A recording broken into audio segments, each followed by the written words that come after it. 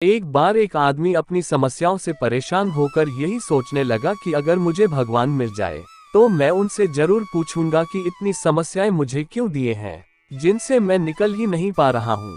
वह आदमी बीमार पड़ गया और बीमारी में बहुत ही परेशान हो गया और उससे सभी घर वाले भी परेशान हो गए बिकॉज बहुत ही ज्यादा बीमार पड़ गया था वह व्यक्ति और यही सोच रहा था कि अगर भगवान मुझे मिल जाए तो मैं जरूर पूछूंगा कि मुझे इस समस्या में उन्होंने क्यों डाला है।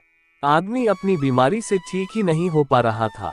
उसने बहुत इलाज कराया पर समस्या वैसी की वैसी ही बनी रही और इस प्रकार एक साधु महाराज जी उनके गांव में आए। फिर वह व्यक्ति सोचने लगा कि साधु महाराज से ही अपनी समस्या का समाधान करवाऊंगा और इस प्रकार वह बीमारी की हालत में ही साधु महाराज जी के पास गया और कहा कि साधु महाराज जी ऐसा उपाय बताएं कि मेरी बीमारी ठीक हो जाए। साधु महाराज जी ने उसे देखा और कहा कि तुम्हारी कोई समस्या नहीं है, सिर्फ एक समस्या है कि अगर तुम भगवान पर विश्वास करोगे तो तुम्हारी सारी समस्या समाप्त हो जाएंगे।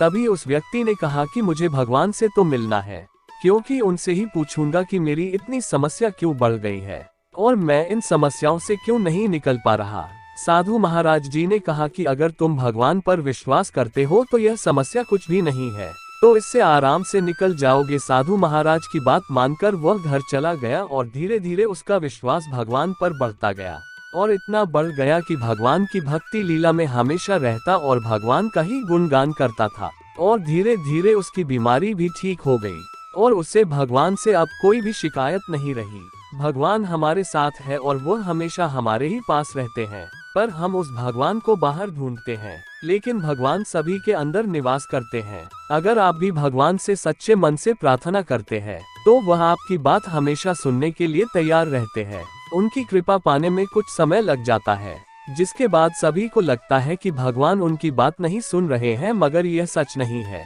भगवान सबकी ही बातें सुनते हैं अगर आप उनका ध्यान सच्चे मन से करते हैं तो मित्रों, अगर आपको यह कहानी पसंद आई हो तो इसे लाइक और अपने मित्रों और रिश्तेदारों के साथ शेयर करें। बाकी चैनल पर अगर आप नए हो तो चैनल को सब्सक्राइब कर लें।